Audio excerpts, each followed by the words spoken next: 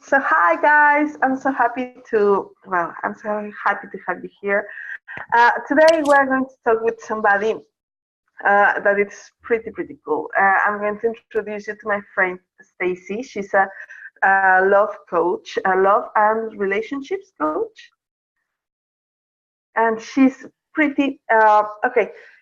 When I started studying in this program that she has been taking with me as well, I always thought that the complexity of relationships was a little bit too overwhelming for me.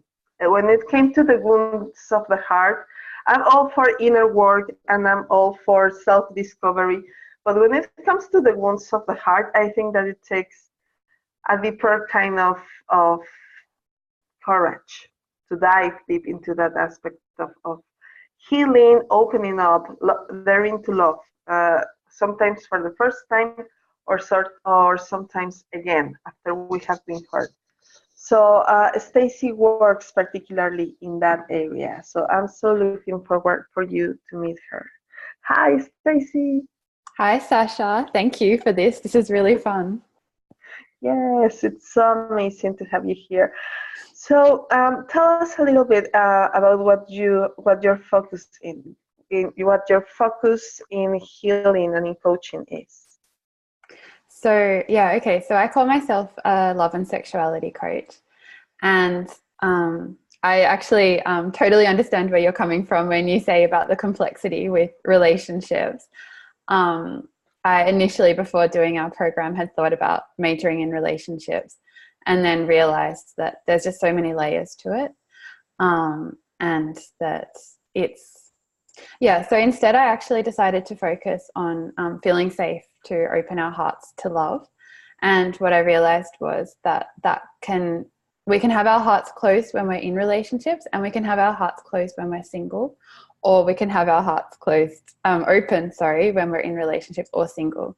And so because so many of us are craving love, and we really want that deep, connected, hearts meeting kind of love, and yet so many of us have defenses up that are trying to protect us from getting hurt, that was really the area that I wanted to focus in, so that I could help people start to heal a lot of the pains from the past, so that they could feel safe to open their hearts.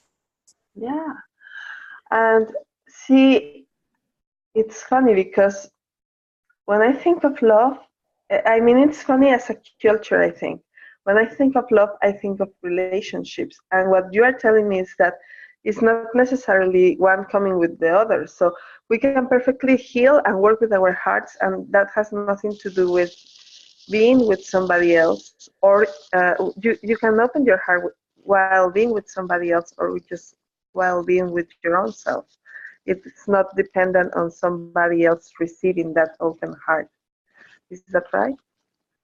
Yeah, I think there's two aspects to it. Like, I definitely agree with you that there's a certain level of ability to connect to love and then relate to life from a place of love. And that can happen whether we're single or in a relationship. And then being in a relationship, and I think probably being in close proximity to anybody, brings up a lot of stuff that we wouldn't really have the opportunity to explore if we were single. So, I mean, I have a lot of girlfriends who live in their own apartment. You know, they have a good job, they have everything in its place in their apartment, and they don't live with anybody else.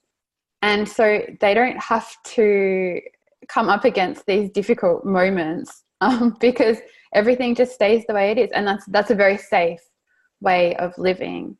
And I think there are a lot of people who are like that. They have their routine, they have the things that make them feel comfortable. And while we could say many people can live like that and have a lot of love, we need to be careful too, because that can bring up, there can be a lot of self-protection in that, because there isn't a lot of risk involved when you live in your own space with everything just how you like it. And so being in relationship with another person just brings up all these opportunities to explore, you know, the times that you feel rejected or unmet or joyful or anything like that. There's just so much information in our responses that we have in relation to another person. Yeah. How beautiful. So I think that it's so courageous to dare to open your heart, right? In whatever moment of life that we are. I have seen that more and more often. People, I hear people being more afraid, more fearful of opening up in relationships. I mean, opening up their heart to any relationship, even if it is to themselves, even if it is to a friend, even if it is, I mean, like at all. I think that it has become kind of even a sense of strength to have the heart close, right? Like just not like even these cartoons that portray the heart like the weak part, and that you have to go through the brain and be more and be smarter and direct the show from the brain, and portrays the heart like this weak, silly aspect of the personality. So it's like almost like a badge of honor, right? Like, oh, I don't feel, or I just start and finish a relationship, and I'm over that. I mean, it's almost a sense of weakness when somebody goes through a process of mourning because how dare they open their heart. So I find it so fascinating that you're focusing on working with this courage, with giving people the courage to open in their hearts, Yeah. to heal in their hearts. Why do you think that this is happening? Why do you think people is closing up their hearts? Well, I totally agree with you that it seems like it's a badge of honor and it's probably, I mean, it's not really just in love. It's like a badge of honor to be able to walk around in life and not be affected by things, to not let something get to you. Because if you let something get to you, it's a sign of weakness. And also we're encouraged to do 1,000 things in a day. So you can't let something get to you, because if you let it get to you, you won't be able to do 1,000 things in a day. And that's another badge of honor that we get, is being busy and achieving a whole lot. And yet by doing that, all of the doing, we don't get to enjoy the being. And the being in life is where all of the joy comes from, just being in the moment, and connecting to everything around us and all of the people around us too. So I think like the lives that we've set up now, again, with this badge of honor, with all the doing, make it very easy for people to not have to feel the feelings that come with like a deep intimacy, really. And I don't think people realize that. Like, it's very convenient to just get caught up in all of the doing. And it's also, I mean, there aren't that many people that are walking around saying, oh yeah, I find it hard to open my heart to love. I think a lot of people walk around feeling like they do love, but it's a love at a certain level. And I think a lot of people are also walking around feeling like there's something missing, but just not quite knowing what that thing is. Like, not feeling like they're really connecting with people on that deep level, but not really knowing what it is that's stopping that. Yeah. And oddly enough, we are also having a race in cases of feeling of disconnection, right? At the same time. Disconnection and isolation, disconnection from the people and isolation, like people actually feeling lonely in a time of connection with the world that just one click away. The truth is that more and more people is feeling lonely. Do you think it has to do with the fact that they are not connected to their own heart? I think it's a multitude of things, because we are so encouraged to use technology for quick fixes and to scroll through things and to numb, and we've got everything available to us to numb to our emotions. And I think that then flows into relationships. So in terms of people being disconnected from their own hearts, I think that is, it all kind of feeds into each other. So people might feel disconnected, and then if you're not feeling connected to yourself, and it's hard to go into that place to connect to yourself, you don't have to, because you could just scroll through Facebook or scroll through Instagram, and you could distract yourself that way. And then that furthers the feeling of disconnection. Like it might give you the little hit that you get when you get to click on the notification thing that you've got a new, someone's liked your post, but that's very short-lived. And then you just have to go back to that numbing feeling. And then what that does is it feeds further disconnection. And the thing is, it doesn't have to be that way. Like this is obviously, we're encouraged to use technology by the makers of that technology in certain ways, but technology can be such a connector as well. Like you and I having this conversation, and the girl talk that we had before our conversation, and even like when I've been dealing with something in my own personal life, and I texted one of my friends last night who's in the States, and I said, I really need your special love and wisdom right now. When are you free to talk? And so we'll talk tomorrow. And if it wasn't for, you know, we have Facebook Messenger, and then we'll talk on the phone, and technology enables that. So technology is a massive enabler of connection, and yet we're not using it in those ways. Absolutely. And you're using a word that I love. You just say numbing. You're speaking about, for me, that term speaks volumes, because I think that is pretty much the definition of what is going on. It's like people learn how to feel numb in all senses, right? So it's not so much like they close their hearts. It's just that it gets numb, and you have to poke it more and more in order to feel something. And the same happens with sexuality, right? It's like people get a numb sexuality, and they have to go for harder and harder stimuli in order to feel something. And that happens with life in general. It's like we are growing numb. And this sense of numbness, it's related to the fact that we are not dealing with our own intensity, right? Like if we open up the lid, we could find so much in there. So you were just telling me, for example, about the importance of dealing with fear, with our fearful aspects and our darker aspects. How does it relate to this opening up or bringing back to life our heart from this numbness? Well, so the thing is, and like what I know in myself and what I see in clients too, is that we have those fears there, but because we don't want the fears or the sadness or even resentments or anger, but because as children especially, we're not taught how to deal with our emotions, and they're difficult to deal with, and so we shut them away, and we find ways to distract ourselves, and yet they still sort of knock at the door. But what those fears do, or what all of those difficult emotions do, is they stop us from being able to access that true joy and that true connection, and that true experience of love. So it may be that love is there, but we're not able to experience it. Like I had a client a couple of weeks ago, and she was like, I know that I'm loved. Like people tell me they love me, they show me they love me, but I don't have an in-body experience of receiving that love inside my heart. And so then it comes down to starting to explore that, like, what is it that feels unsafe about letting yourself experience love?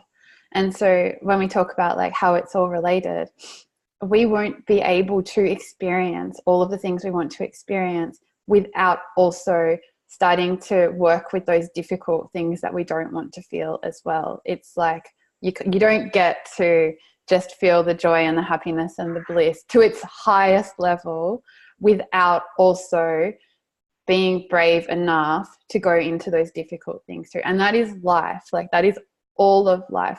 We, as much as we might want to be happy in our lives and only experience happiness, we don't know if we're going to get sick, or a loved one will get sick, or something will happen that is totally out of our control. We're going to have to deal with difficult times. And so we need to learn how to navigate our inner experience while those things are happening outside of ourselves too. Yeah, absolutely. And how would you describe emotions then? Because there is a lot of this fear of emotions. What are emotions for you? So, all right. Well, if we go into it, I'll share a little bit about my experience in my life and my own coping mechanisms that I had, which really got me into this work, I would say.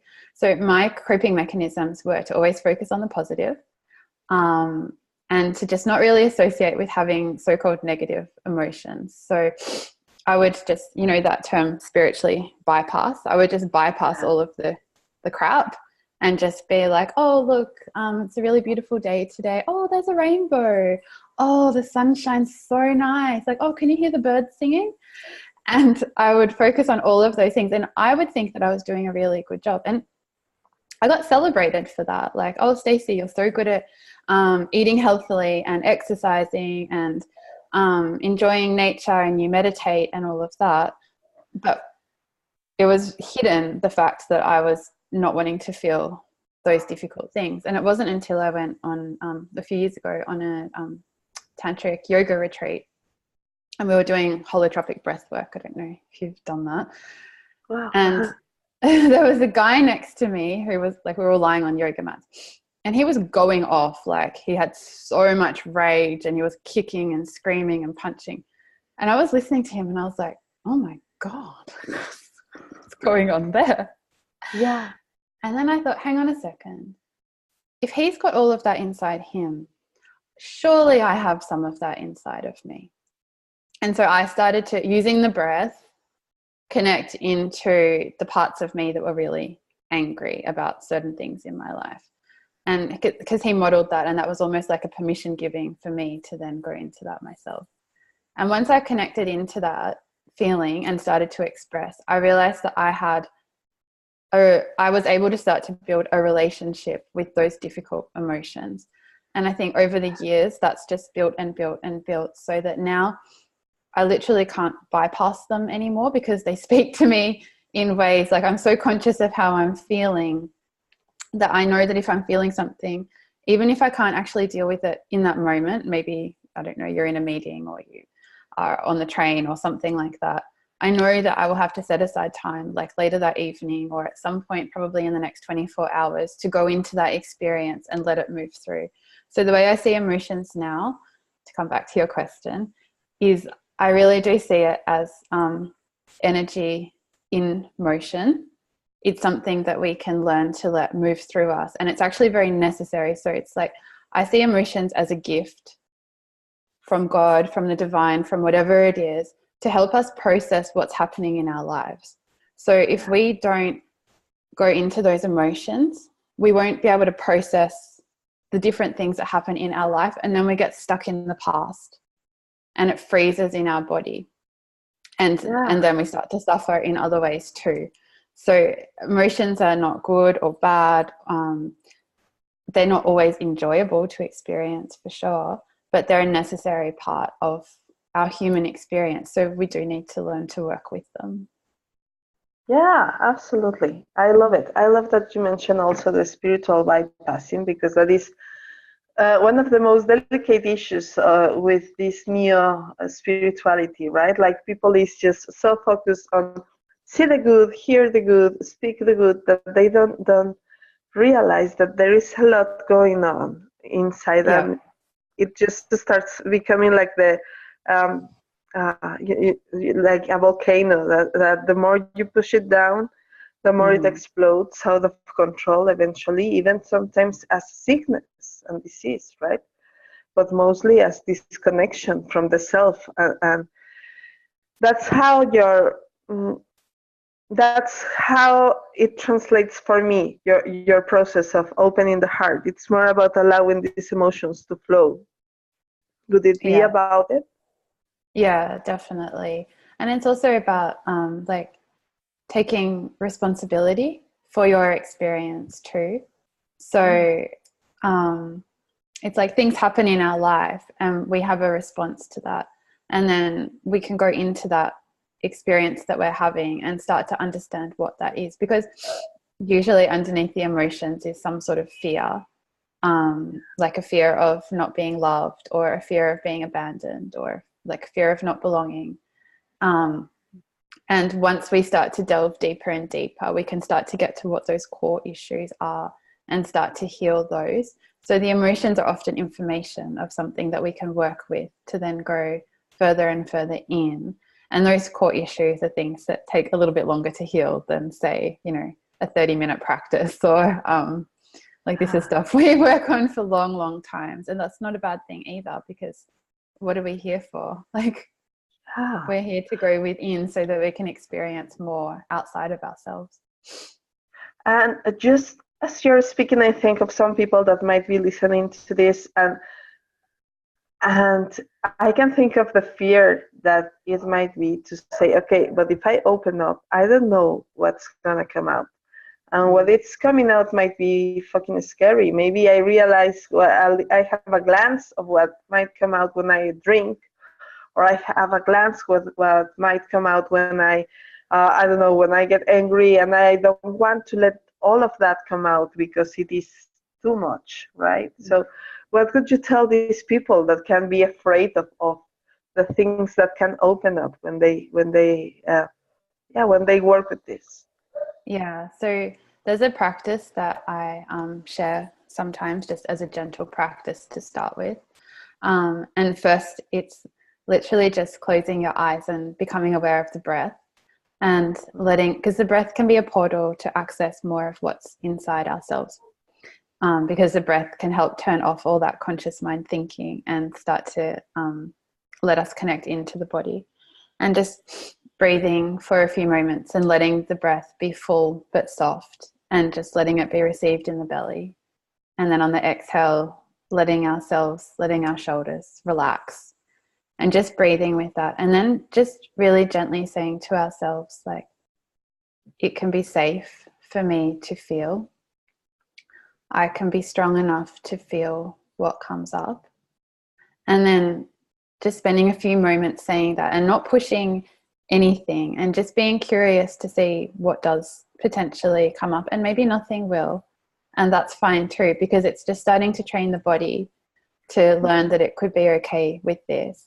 And then if at any point things start to get overwhelming, just connecting into things that help you stay present. Like, how does it feel to have the chair beneath you? Or can you hear the fridge humming in the background? Or is there a bird there? And just reminding yourself that you're present, that you're in your house or wherever you are that's safe. Obviously, you're not going to do this in an unsafe place. And just getting all the evidence, reminding yourself of all the evidence of how safe you are physically, and potentially in other ways too.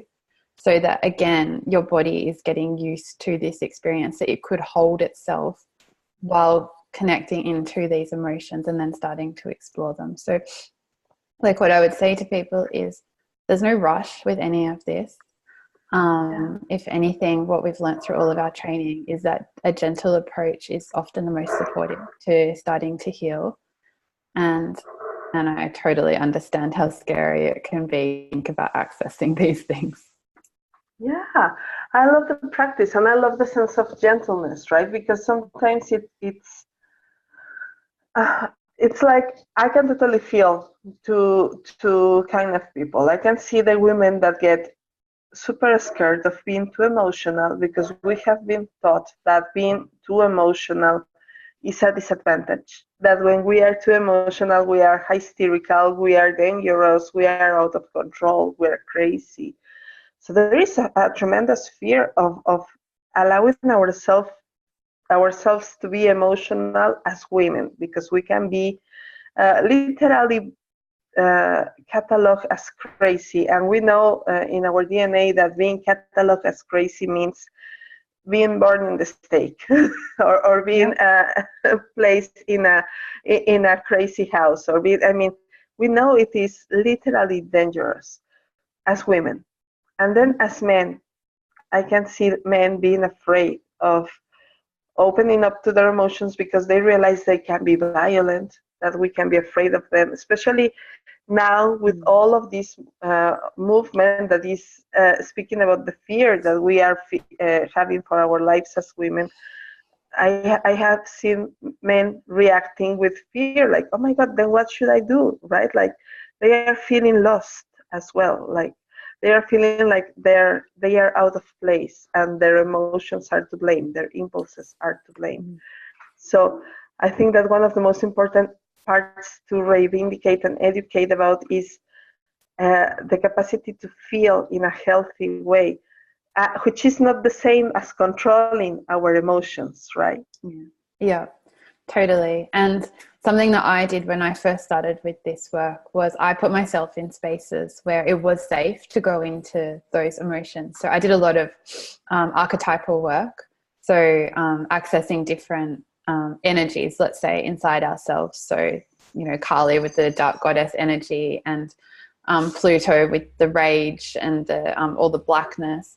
And I went into spaces and on different retreats where you're in a room where everyone is going to go into it, and there would be women like dry retching into buckets, or many of us were screaming on the floor and just letting out all of this grief that had been locked away for so many years, and the rage and everything came out. But that's the kind of stuff that, you can't just curl up on the train floor when you're on your way into your corporate job in the city and just let yourself feel that stuff, because literally you're right, like you will have the mental health team coming to take you off to a psych ward. So it's a very real fear that we have inside ourselves. So it's so helpful to find those spaces where it's welcome to go into those places. And what you learn by going into those spaces where it's welcome is that you can hold yourself through it, and then it gives you even more ability to do those practices like by yourself. But definitely doing it in groups, in safe spaces, is a really great way to see that you can hold yourself through it. And if you don't have that as accessible, then, as I said before, just that really gentle curiosity to start to open up to it, and always bringing yourself back to, I'm safe, I'm here, the time of day, the day of the week, all of those things, because there is no rush. Yeah. And what I find fascinating is that is so different from controlling, right? Like this, learn to control your emotions, and that means literally just putting a lid on them. And that is so different from what you're speaking about. You're speaking about letting them flow in a safe container, in a safe place, or even if it is little by little, or if it is overwhelming, to look for a place or a container that can be supportive, so that these emotions are released and we can let them flow through our body. Yes. And what happens? What would be the difference between this control and this flow in the health, in the way in which we heal and deal with our hearts?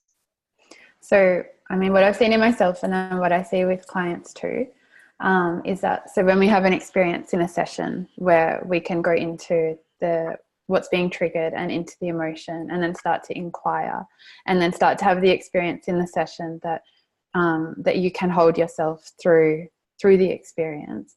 So I have one particular client who has an ongoing situation at work which is really difficult for him to deal with, and he finds it challenging. So he can now notice that he's having this inner response, and then sometimes he can stay in that situation, but that's not always the best thing for him, and he can recognize that and then actually remove himself from it and go for a walk, and actually put himself in a safe space which is outside, where he can just have some peace, and he can sit with what he's got going on inside him and start to understand what's underneath it all, like what the triggers are, what the fears are, and hold himself through those difficult emotions. And what that does, so I know your question was about health, but what that does is it gives someone a sense of power, because they don't feel like their external environment is throwing them off center all the time. So we feel very powerless when we feel like if anything happens, we're just going to be so overwhelmed by our emotional response that we lose touch with our own strength and our own center. So having that ability to see what's going on, remove yourself from a situation that is too triggering, get in touch with the experience and see that you can hold yourself through it, gives yourself a growing sense of, hey, I can do this, I can handle this. And then once you're starting to feel okay, you can put yourself back in there. So in terms of a health perspective, or in terms of how that relates to health, I mean, that helps so much with anxiety. But as we know, it plays into all parts of health. So the stronger we feel in ourselves, the better able we are to deal with all the different potential health challenges that come up. Yeah, I love that. I love that. And I love particularly the approach of power, right? It's like we all need to feel like we have some power on our lives, and how this thing that we have been crazily trying to avoid is where the true power is, right? Like these emotions that we have been taught to avoid could be a true source of power. Yeah, because we start to see that we don't have to. So we're scared of them because we think that we won't be able to hold ourselves through them. And so we block them away. And as we start to build up like a container to let ourselves, a container of safety, so we are like the container for our emotional experience, as we start to build that up and let those emotions flow through, that's where the sense of power comes from. Yeah, you're right. So there is a lot of power in going there. That's so amazing. That's so amazing. So, and when we allow this power and of emotions to communicate in a healthy way, in a way that is just organic. I know it takes a long time, but how does it connect to pleasure? So our ability to experience pleasure and to receive pleasure is similarly affected by how we are blocking ourselves off from our emotional experience too. So just as saying at the start of our conversation about the level to which we let ourselves experience the difficult emotions is the level to which we get to experience the good, happy emotions. It's similar with pleasure too. So sometimes it feels unsafe for people to let themselves experience pleasure. And I think that with pleasure, there's also an element of surrender, like surrendering to the full sensory experience of pleasure. And once again, that comes back to strength. There's an idea that it's not strong to surrender to things. And so if we're walking around trying to be strong, then we often won't let ourselves surrender to the pleasure that's available in the moment. And as you know, one of the practices that we learned in our course, and this is how you can start to invite in more pleasure, is connecting into like a difficult emotional experience through the breath, and then starting to self-pleasure. And that pleasure can be either in the genitals, or it could literally be stroking your arm or stroking your belly or anything like that, and letting that pleasure mix in with some of the difficult emotions too, which creates a sort of alchemy that starts to give your body the experience that it could hold more in it than it's been allowing itself to hold up until now. And as we start to do that more and more, we start to be able to access more and more and more pleasure. That's so beautiful, and also makes sense so deeply to what we were speaking about this disconnection, right? Like this sense of numbness, how people feel numb also in their sexuality and in their hearts. So, of course, if they are not feeling their emotions, they are not feeling their true pleasure, and they need to poke deeper, like to make it more about adrenaline in sex, right? Like to have the adrenaline of having experiences that can be dangerous, that can be painful, that can be violent, in order to feel something, even if it is a little bit. But and what I get from what you're saying and from what we have worked on is how when we connect one, we connect the other. When we connect the heart, we connect the pleasure. When we connect the pleasure, we connect the heart. It's like they are both intertwined. Mm. When you say adrenaline, you mean like the pushing for the experience. Is that what you mean when you say that?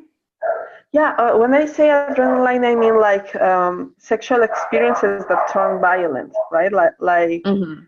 How, like every day they, when one sees pornography, for example, there is like this, the pornography of the 70s or of the 80s, even the 90s has nothing to do with the pornography of the 2000s, right? Like this pornography is more about violence and beating and berating, humiliating, which is totally cool. I mean, it's no judgment, for each their own, but but it's interesting to see where it comes from, right? When it is showing something about us as a society, and as our capacity feel to feel Yeah. something. So it's like Yeah. people is confusing pleasure with adrenaline.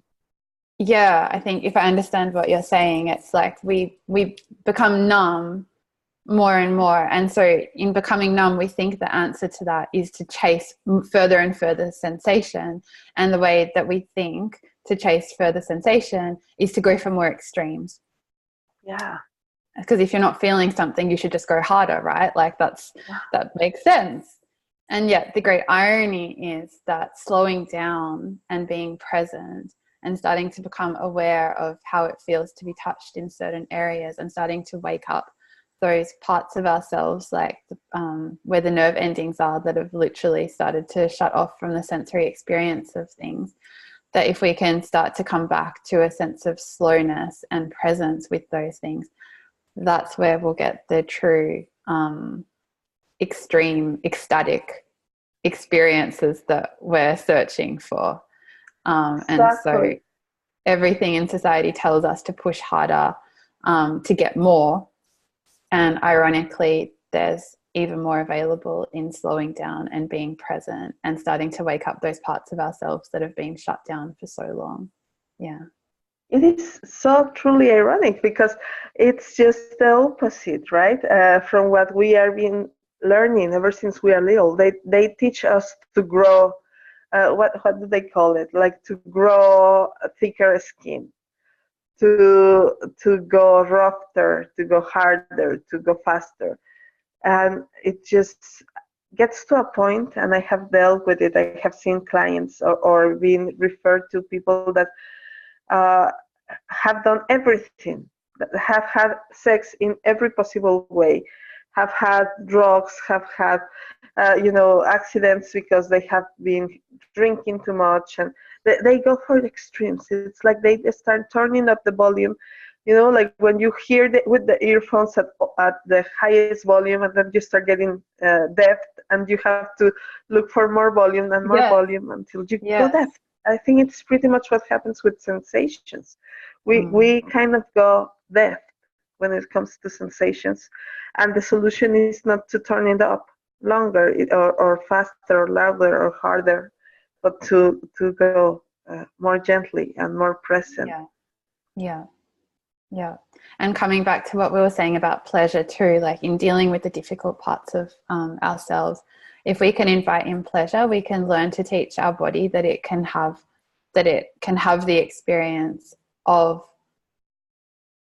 pleasure while also having those difficult things too, so that over time it starts to move more and more and more towards the pleasure, because the pleasure is healing, like feeling. And this was a lot of my journey too. I went from bypassing a lot of my emotions to then going right into them, and I spent a long time going into the difficult emotions, and it was very cathartic, and it was useful to an extent to move all of that through, but it wasn't useful to stop there. That the healing and the integration comes from giving ourselves those experiences of safety, of soothing, of inviting in the pleasure into the body, because that's healing. It's cathartic to experience those emotions and to let them move through us, and that's a necessary part. But the true healing comes from inviting in pleasure, and letting ourselves know that we're safe, that we're loved, and having those in-body, embodied experiences of that. And that's like when we can start to alchemize all of that within ourselves. That's when we can start to really accept and embrace our whole selves.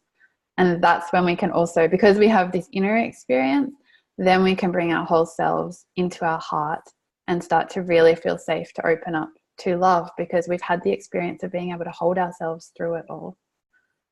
Yeah, it's so beautiful and so relevant. I was just having this fantasy of how different would the world be if we were all like open and feeling alive and feeling connected, allowing ourselves to feel.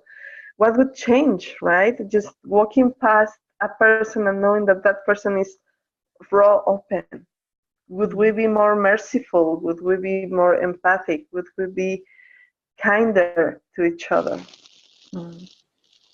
Yeah, it's a big question, isn't it? Because it also brings up the issue of boundaries. There are a lot of people out in the world who are in a lot of pain, and they're quite destructive. And sometimes being a sensitive, emotional being and wanting to connect from a place of love can put us in situations where it can be taken advantage of. And so I think there is also that discernment that's necessary to be able to see when someone is in so much pain that their behavior is destructive. And the way to be able to discern that is to feel what it's like in your body when you're with a person like that. And once you become really connected to your feelings, you can't ignore that. So, and again, removing yourself from a situation where it feels unsafe and checking in with yourself and saying, is it good for me to be around this person or these people right now, is really helpful, because I also spent a lot of time, and I did this in my corporate job too, of wanting to connect with people from a place of love and openness, and not like the majority of people are not available for that because they haven't gone into those places in themselves to heal. And it actually wasn't the best thing for me a lot of the time. And I had to learn that. You have to learn through having boundaries that there's certain behavior that is from other people that is good and certain behavior that is destructive, and that it's okay to walk away from that or to close yourself off. Like, we have protections for a reason. Sometimes our body is actually being very wise. Yeah, absolutely. Yeah, my fantasy was going in the way of how would the world be if we were like this healed and connected from this place of love and I flow. love your fantasy. I love it. I wish for that. It would be amazing. Yeah, but I totally see where you're going. It's like, there's some people that could totally be draining and dangerous and mean, because some people use, I mean, that is the thing with emotions. They can be a weapon, right? When people is very empathic, it's actually painful. It can be a weapon for others to abuse and to use. Yeah, and also it's not, like, it can be overwhelming for us to be very emotional as well. Like, that's also why we need to learn to deal with our emotions and hold ourselves through it. Like, I spent a lot of time doing NGO and humanitarian work, and like went to Palestine with a women's peace organization, and went to Rwanda with the UN, and did a lot of refugee work here in Australia with Amnesty International and a local organization. And I felt a lot. Like, I really felt a lot. And I had to remove myself from those realms while I learnt how to hold myself through it, because people talk about being empaths, and that also is around boundaries. And it's a hard decision for people to make, because feeling is such a beautiful thing. It makes us human. And yet sometimes it gets to the point where we get so affected by it that we need to learn where it's safe and good for us, and where we actually need to take some time out to come back to our center. Yes, absolutely. I absolutely see you. I mean, it's an act of courage. I think it brings us back to the point in which feeling is an act of courage. It's maybe one of the most courageous things we can do, and we need to do it intelligently. We need to do it wisely. right? To learn about how to have safe boundaries, but also how to open up and hear to these feelings, and not to go like exposing ourselves to others, but to use to have the power and the mastery of our emotions, right? Yes.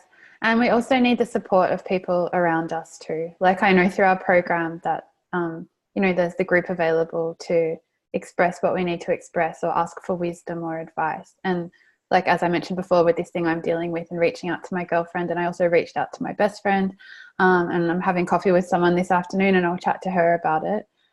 It's like having that supportive community around us while we're going through our emotions too, because it's very difficult to do this alone. Yeah, absolutely. Absolutely. I love it.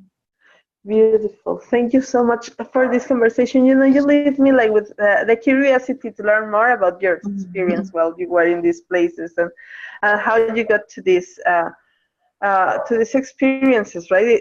From opening up to finding your boundaries. I think we could totally go on with this conversation in the future. Well, that's like when I had my conversation with you too. There's always so much more to talk about, but that's the beauty of it. Thank you for having me. It's been really lovely. Thank you so much for coming. I'm so looking forward to hear what people have to say about their own experiences, about their own courage and fear and emotions, and the things that are lying underneath. I'm so looking forward to hear in the comments on the page if there is anything that they would like to share. You also have a page, right, on Facebook, a group where people can follow you. I will post it. Yeah, so my page is Stacie Lee, Love and Sexuality Coach, and I'm actually running co-hosting 2 retreats in Bali in August, where the first one is the Sacred Feminine, so that's for women only, and the second one is Healing Love. And so we'll be doing a lot of processes and practices over 10 days to start to learn how to open up to some of these experiences so that we can experience more love. So I might share those with you too later on. Please, I'm so looking forward to learning more about it, and for people to follow you and to go and take these retreats, and to just to start living their emotions with the safe container that you have for them, right? I think that is all about that, creating safe containers, and you are offering that, which is so amazing. Yeah, thank you, Sasha. Thank you so much. So we'll see you very soon. Love you very much. Bye. Bye. Yeah.